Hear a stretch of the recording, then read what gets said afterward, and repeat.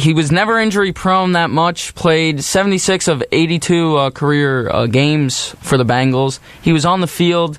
I think it was really a financial decision to free up some cap, but he's a solid guy. He's only 28 years old. A lot of teams, I think, will definitely go after him. Yeah, no question about that. I was stunned when Iloka was cut. I like this guy. I actually do. He's one of the better safeties in the league. I had him in Madden one year. I remember that, and he got really good. I saw the Raiders or the Cowboys linked to him. Raiders make sense just because Gruden loves his veterans, and Cowboys, Barry Church and Jeff Heath, I don't know how they're going to do. George Iloka could help any team, maybe the Giants even. I was going to say, I want the Giants to look at him. I'm not sold on your safeties. Well, I'll be honest with you. Well, I'm looking at the depth chart right now. It's Landon Collins, obviously, the starter. Michael Thomas, who, I like. He's decent. Andrew Adams, I like. He's a young guy, too. But you know what? These guys just don't... they don't do it for me. Collins is an elite safety. There's no question about that. I'm not knocking him. No, I know. But the thing is... Collins and Iloka. Collins and Iloka. How does that sound? That sounds great because you know what? If you can get a stable guy that can come in, God forbid, if Landon Collins gets hurt or if, he just needs some sort of help. Yeah, I'm glad you appreciate that. So, but look, I would take a look at him. I really would take a look at him if I was honestly James Betcher and Dave Gettleman. It makes too much sense. Here's what drives me nuts about the Giants. They have proven that they want to win through free agency, not cutting Eli, drafting Barkley, drafting Will Hernandez, having a fantastic draft. They have two guys in free agency that would help them tremendously, Des Bryant and George Iloka.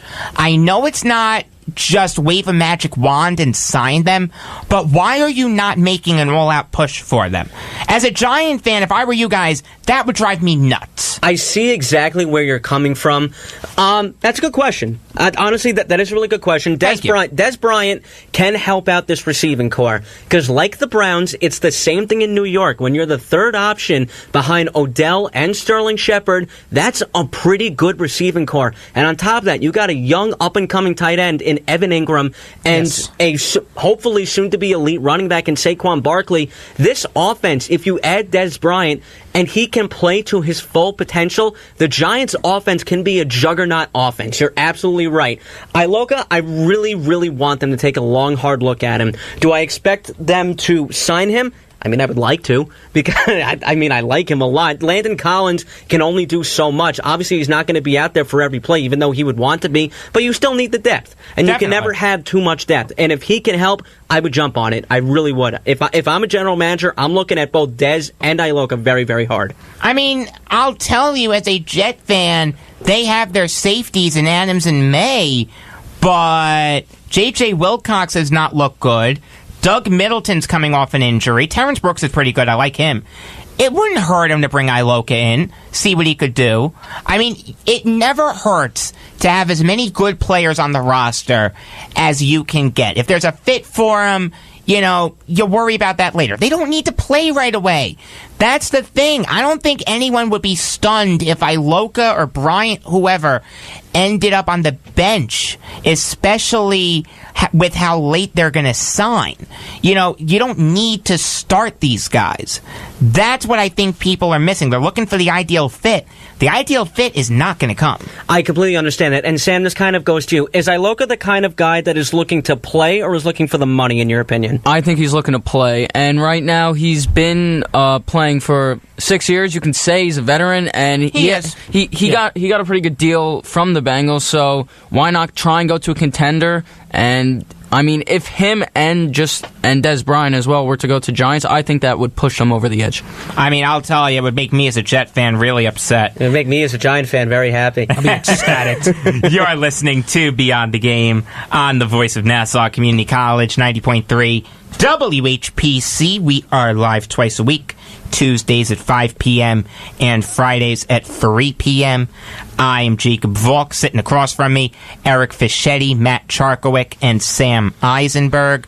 Number to call if you have something on your mind is 516-572-7440.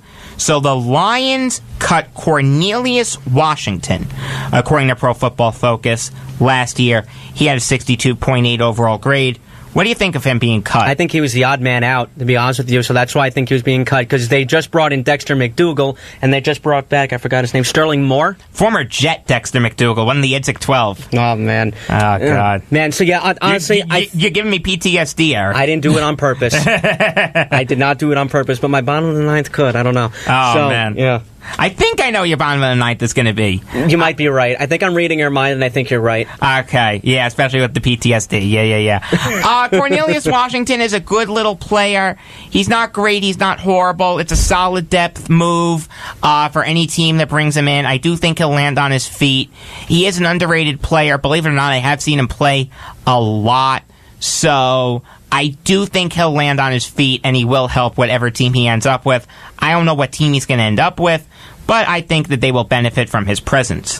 The Rams signed Rob Havenstein to a 4-year extension worth $32.5 million, according to Pro Football Focus. Last year, he had a 70.9 overall grade. What are your thoughts on the deal? This is a no-brainer. Yeah, definitely. He is getting paid to protect Jared Goff and Todd Gurley. I'd take that money, too. You know, it's kind of funny how everyone on the Rams is getting paid except for Aaron Donald. The one guy... Aren't they close? Didn't they say, 2 weeks ago that they were close? Yeah, they're close. It hasn't gotten to Khalil Mack territory yet, but it hasn't gotten to Havenstein territory where he's signed. I like this deal for the Rams. Havenstein is a very good offensive tackle. In my opinion, the grade is low for him. But the one thing that would scare me as a Rams fan, they have a lot of money invested in a lot of guys. It's going to be tough to keep them together. Aaron Donald may become the odd man out. And that should terrify you. No, of course. I'm friends with a Rams fan, and he's absolutely terrified. And yes, I know you're looking at me. I have a Rams friend that lives in New York. It's kind of weird. That's very weird. You know what? I was asking him the other day, I'm like, are you nervous about this season? He's like, why? We're going to win the Super Bowl. And I'm like, no, you got a lot of hot heads on defense. You think they can mesh? Because, Ndamukong Suh, Aqib Talib, Marcus Peters. Does that scare you if you're a Rams fan? Or are you thinking if they can play their full potential, you got nothing to worry about? I mean, I said that the Rams are going to win the Super Bowl, and I do stand by that. I like Sean McVay a lot. I like the culture that he's building there. I like Jared Goff a lot. He was my best quarterback coming out of the draft over Carson Wentz. I will say that seems to be boding well for me, but Wentz could turn into something pretty good. I just don't know how he's going to rebound from the injury. Injuries always scare me coming back from it, especially if you're a young guy.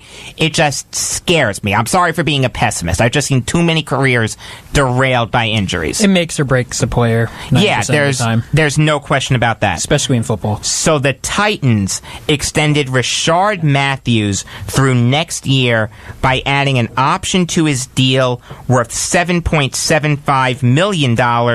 Last year, he had 53 catches for 795 yards and 4 touchdowns. What do you think of the extension? It's a prove-it deal. It really is. This is the definition of a prove-it deal. Rashard Matthews is a very good weapon for Marcus Mariota, and he... Excuse me, my demons? Yes, holy Christmas. I need an exorcism. Oh, my goodness. Rashard Matthews is a good weapon for Mariota to have, and Mariota does need it. He's not the best thrower in the world, so he will need his wide receivers to make plays for him. I like Rashard Matthews a lot. Had him on my fantasy team last year, and I love this deal for the Titans. If he plays well again this year, they can bring him back at $7.75 million. That's a bargain considering what we've seen some wide receivers go for. No, I think so, and I think a lot of quarterbacks obviously make the wide receivers better. Marcus Mariota, as we know, does his job with his feet more so than his arm. He can create plays. I'm not calling him Aaron Rodgers, but, he's good. He's very good. He won a playoff game. He did, and you know what? I think the Titans are in a very good spot right now because you got another year of Marcus Mariota. It's another year of learning. It's a prove-it deal for these players, and you know what happens when you get a prove-it deal? All of a sudden, they turn into a Pro Bowler, so this always happens. It's going to be a good move for the Titans. Bingo. So we got about 90 seconds left. It's time for the bottom of the ninth. Eric, I think I know what your bottom of the ninth is. Can I guess? Hold on. an undrafted free agent out of UMass, Victor Cruz. Yeah. Was that it? Was that it? I'm not going to talk about what you think I'm going to talk about, although I can bring it up. He torched the Jets for 99 yards on Christmas. Shut up! I was just going to bring that up. I was in Disney for it. I almost chucked my phone off the monorail. I felt like I was in Disney. Does that help? No! That was one of the greatest times to be a Giant fan. Shut up! All right, but honestly, I wasn't going to talk about that. I'm not trying to give you I'm not trying to give you PTSD. Don't worry about it. I like you too much. But Victor Cruz hung it up today. He called it a career, very interesting career for the Giants. Had his career derailed by injuries. I'll never forget that game in Philadelphia. That I honestly cried. That was the first time I cried at a game. Like, it was ridiculous. But I will always remember his salsa in the Patriots end zone in Super Bowl 46. That's the Victor Cruz I'll remember, and have a nice life after that. He's going to ESPN too. Even though I'm a Jet fan, I always liked Victor Cruz. I did like watching him play, and I wish him nothing but the best. Matt? My goodness. When I think back to that day, man, I was at my aunt and uncle's for a Christmas party. I almost knocked over the Christmas tree in excitement. I ran around the whole room. I couldn't believe that run. That was incredible. But my bottom of the night this week is Adrian Peterson signing with the league minimum with the Redskins. So, it's an interesting move there. I wasn't expecting, of all teams for him to go to, I was not expecting the Redskins. They need help offensively, so this is definitely a guy you can rely on, possibly. It might work out, might fail, we're not sure. I don't mind them bringing in Peterson for a look at the league minimum, but I don't think he's gonna do too much for him. Sam? Today is J.D. Martinez's birthday, number 31, and he... Could be MVP. Could be MVP, and his last 162 games has hit a batting average of 334. He's been unbelievable this season and could win MVP, so happy birthday to J.D. Martinez, and he's my pick for the MVP. I don't know about you guys. Jerk. I need to look at the stats some more. So Paul Normoff passed away on Friday night at the age of 73. The guy played 12 years in the NFL, all for the Lions. Isn't remembered as fondly as he should be because he played for some lousy Lion teams. But the guy was a Pro Bowler and will be deeply missed. All right. It looks like we're about out of time here on Beyond the Game. For Eric Fischetti, Matt Charkowick, and Sam Eisenberg, I am Jacob Volk saying that Bill Dickey wasn't just a catcher, he was a ball club.